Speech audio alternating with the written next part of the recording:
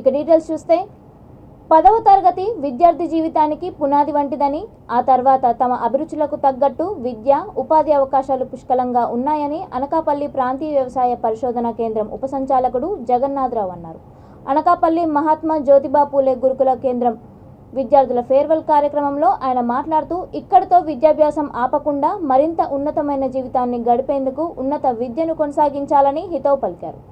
80వ ward corporator Neelima Bhaskar Rao మాట్లాడుతూ, పరీక్షల్లో 100% ఉత్తీర్ణత సాధించి తల్లిదండ్రులకు, అధ్యాపకులకు గురుకులానికి పేరు తీసుకురావాలని కోరారు.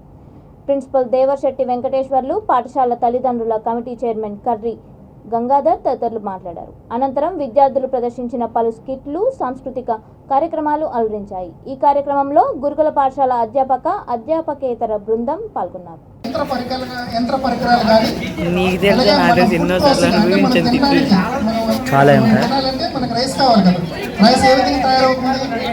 పండించిన తర్వాత దానికి వేరియస్ ప్రాసెస్ ఆపరేషన్స్ వెళ్తారు. అవన్నీ తెలియాలంటే మీకు అగ్రికల్చర్ ఇంజనీరింగ్ సబ్జెక్ట్ అనేది ఒకటి ఉంటుంది. ఆ అగ్రికల్చర్ ఇంజనీరింగ్ కూడా మనకి ఇంజనీరింగ్ గవర్నమెంట్ కాలేజెస్ ఉన్నాయి, ప్రైవేట్ ఇంజనీరింగ్ కాలేజెస్ ఉన్నాయి. నెక్స్ట్ ఏంటంటే ఫుడ్ టెక్నాలజీ, అది కూడా మనకి ఎమర్జింగ్ టెక్నాలజీ. ఫుడ్ టెక్నాలజీ కూడా మనకు ఒక కోర్స్ అనేది ఉన్నది. అది బైపీసీ వాళ్ళకి ఉంటుంది, ఎంపీసీ వాళ్ళకి ఉంటుంది. ఈ కోర్సెస్ కూడా మీరు ఒకసారి ఆలోచించండి. దీనికి కూడా మంచి ఆపర్చునిటీస్ ఉన్నాయి.